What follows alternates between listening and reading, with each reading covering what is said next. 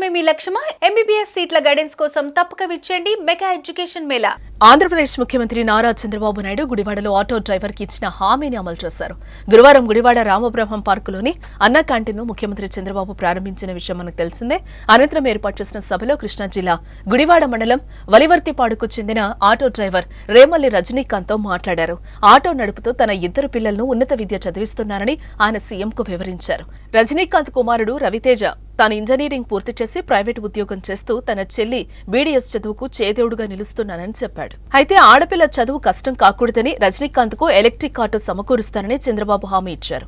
అయితే ఇచ్చిన హామీ మేరకు గంటల వ్యవధిలో 3.9 లక్షల విలువైన ఎలక్ట్రిక్ ఆటోను అందించారు. కలెక్టర్ డీకే బాలాజీ ఆదేశాలతో ఆర్టీఓ నిమ్మగడ్డ శ్రీనివాస్ గురువారం రాత్రి ఎలక్ట్రిక్ ఆటో తీసుకున్నారు.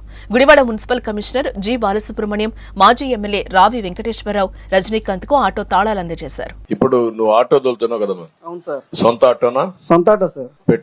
పెట్రోలా డీజిలా? డీజిలే సార్. డీజిల్. దీన్ని ఇప్పుడు ఎలక్ట్రికల్ వెహికల్ గా మార్చుకుంటే నీకు ఖర్చు తగ్గుతుంది కదా? తగ్గుతుంది సార్. ఏమైనా ఆలోచించావా దిశగా? ఆలోచించాను కానీ సార్, అది తీసుకోవాలంటే 3 లక్షల పైన కాస్ట్ అవుతుంది సార్. ఎలక్ట్రికల్ వెహికల్స్ గా కన్వర్ట్ చేసుకుంటే ఆటోమేటిక్ గా నీ కాస్ట్ తగ్గుతుంది, ఖర్చు తగ్గుతుంది, ఆదాయం పెరుగుతుంది. నేను మొట్టమొదటిసారిగా నీ వెహికల్ తోనే స్టార్ట్ చేస్తా. ఎలక్ట్రికల్ వెహికల్ ఇంట్లోనే ఛార్జ్ చేసుకోవచ్చు నువ్వు. నేను ఒకసారి కలెక్టర్ నువ్వు కలువు, ఏం చేయాలి నేను గైడ్ చేస్తాం, దాని ప్రకారం ముందుకెళ్దాం. ఇచ్చిన హామీ మేరకు చంద్రబాబు ఆటో పంపించడం ఆనందంగా ఉందంటున్నారు ఆటో డ్రైవర్ రజనీకాంత్. తన జీవితంలో చాలా మంది నేతలను చూశానని, కానీ చంద్రబాబు వంటి నేతను ఇంత దగ్గరగా చూడలేదన్నారు. చంద్రబాబు రుణం తీర్చుకోలేమని, ఆయన చేసిన మేలును తమ కుటుంబం ఎప్పుడూ మర్చిపోదన్నారు. గంటల వ్యవధిలో ఎలక్ట్రిక్ ఆటో సమకూర్చడం నమ్మలేకపోతున్నానని అన్నారు. ఆగస్టు 15వ తారీఖున అన్నా క్యాంటీన్ కి రాష్ట్ర ముఖ్యమంత్రి వర్యులు నారా చంద్రబాబు నాయుడు గారు రావడం జరిగింది గుడివాడ. ఆ రోజు ఆటో డ్రైవర్ల పేర్లు నా పేరు ఇస్తుంటే నేను ఏమనుకున్నానంటే, ఈ ఎదర కుర్చీలో ఉంటామేమో, మైక్ ఇచ్చి మాట్లాడమంటారేమో అనుకున్నాను.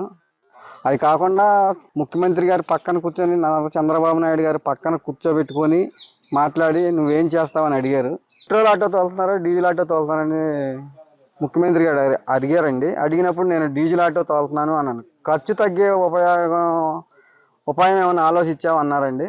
అడిగినప్పుడు లేదండి, నేను దీన్ని తోలుకుంటా పిల్లలను చదివించుకుంటానికి సరిపోతుందండి, దాని ఆలోచన చేయలేదు అని చెప్పాను. తర్వాత ముఖ్యమంత్రి గారు ఆ సభ అయిపోయినాక వెళ్ళిపోయారండి. కలెక్టర్ గారు నన్ను పిలిచారు. పిలిచి చాలా చోట్ల ఫోన్ చేశారండి. ఇంజనీర్లకు కానీ ఈ ఆటో మొబైల్ వాళ్ళకి ఫోన్ చేసి ఇలా మార్చడం కుదురుద్దా అని అడిగారండి. అడిగినప్పుడు అది ఇంకా మన రాష్ట్రంలో ఇంకా రాలేదంటండి. ఈ డీజిల్ ఇంజిన్ తీసి బ్యాటరీ అమర్చడం ఇంకా మన రాష్ట్రంలో ఇంకా రాలేదని అన్నారు. అన్నాక తర్వాత ఈ బ్రేక్ ఇన్స్పెక్టర్లను కూడా పిలిచారండి. వాళ్ళు అడిగారు, నీకు ఎలక్ట్రికల్ ఆటో ఇస్తారయ్యా, మరి నీకు ఏ కంపెనీ అయితే బాగుంటుంది అన్నారండి. అప్పుడు నేను తోటి డ్రైవర్లను కనుక్కుంటే అప్పి బ్యాటరీ బండి బాగుంటుందని చెప్పారు. అది తీసుకుంటానని చెప్పాను. అది గుడివాడలో కూడా లేకపోతే గుంటూరు నుంచి రప్పించినట్టున్నారండి. సమయం 8 ఆ టైం అయింది. అది వచ్చేసరికి కలెక్టర్ గారు కూడా వెళ్ళేటప్పుడు ఒక మాట చెప్పారండి, ఏ టైం అయినా బండి వేసుకొని ఇంటికి వెళ్ళమన్నారు, మిమ్మల్ని బండి తీసుకొని ఇంటికి వెళ్ళమని చెప్పారండి. ఆ బండి వేసుకొని నేను ఇంటికి వచ్చానండి. తర్వాత ఛార్జింగ్ పెట్టుకుంటాక ఛార్జింగ్ మెషిన్ అవన్నీ ఇచ్చారండి. అవి కూడా ఇప్పుడు వైర్లు లాగుతున్నారు. గుడివాడలో అన్నా క్యాంటీన్ ప్రారంభించిన తర్వాత చంద్రబాబు మాట్లాడారు. ఈ క్రమంలోనే ఆటో డ్రైవర్ రజనీకాంత్ ను వేదికపైకి పిలిచారు. డీజిల్ ఖర్చులు పెరిగిపోతున్నాయని, వచ్చే ఆదాయం మిగలటం లేదని, దానికే సరిపోతుందని ఆవేదన వ్యక్తం చేశారు. అయితే డీజిల్ ఇంజిన్ ను ఎలక్ట్రిక్ ఇంజిన్ గా మారిస్తే ఇంధనం ఖర్చు తగ్గుతుందన్నారు చంద్రబాబు. తనకు ఇంజిన్ మార్చడంపై అంత అవగాహన లేదని, ఒకవేళ కొత్త ఎలక్ట్రిక్ ఆటో కొనుగోలు చేయాలంటే 3 లక్షలు ఖర్చవుతుందని చెప్పారు. ముందు రజనీకాంత్ తోనే ఎలక్ట్రిక్ ఆటో విధానం ప్రారంభిస్తామన్నారు. మాట ఇచ్చినట్లుగానే ఆటోనిచ్చారు. ఎలక్ట్రికల్ ఆటో ఇస్తానని అక్కడ స్టేజీ మీద నాకు వాగ్దానం చేశారు. అన్నమాట ప్రకారం ఈ ఆటో నాకు ఇప్పించారు.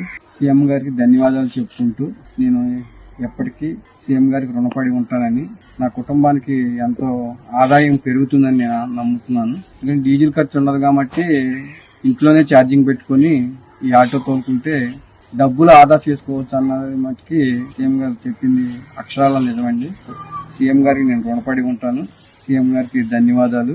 జీవితాంతం సీఎం గారి పేరు చెప్పుకుంటానని తెలియజేసుకుంటాను.